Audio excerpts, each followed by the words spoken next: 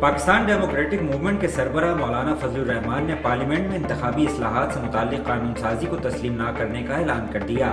مولانا فضل الرحمان کا کہنا ہے کہ دھاندلی کے نتیجے میں اقتدار میں آنے والی حکومت انتخابی اصلاحات لا رہی ہے۔ انتخابی اصلاحات سے متعلق قانون سازی کو مسترد کر کے جوتے کی نوک پر رکھیں گے۔ D G I S I lieutenant general Faiz Hameed نے وزیر اعظم عمران خان سے الوداعی ملاقات کی۔ الوداعی ملاقات میں وزیر اعظم عمران خان نے ڈی جی آئی ایس آئی کی خدمات کو سراہا اور مستقبل کے لیے نیک خواہشات کا اظہار کیا۔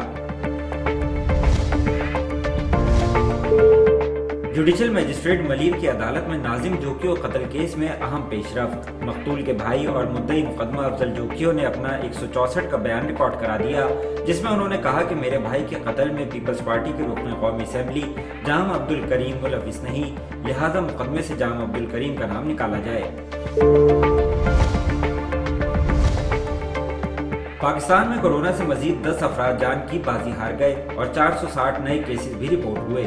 این سی او سی کے مطابق 24 گھنٹوں کے دوران ملک بھر میں کورونا کے 41,131 ٹیسٹ کیے گئے، جن میں سے 460 افراد میں کورونا وائرس کی تصدیق ہوئی، جبکہ وائرس سے 10 ہلاکتیں ہوئیں۔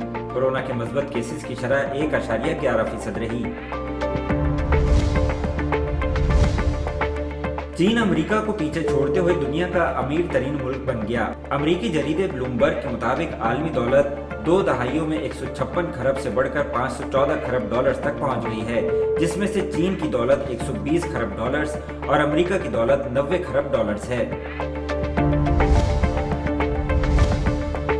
بھارتی فضائیہ کا MI-17 ہیلی کاپٹر گر کر تباہ ہو گیا۔ بھارتی میڈیا کے مطابق فضائیہ کا MI-17 ہیلی کاپٹر ریاست اروناچل پردیش میں لینڈنگ کے دوران گر کر تباہ ہوا۔ میڈیا رپورٹس کے مطابق حادثے کے وقت ہیلی کاپٹر میں 2 پائلٹس اور 3 کریو ممبرز موجود تھے، تاہم تمام محفوظ رہے۔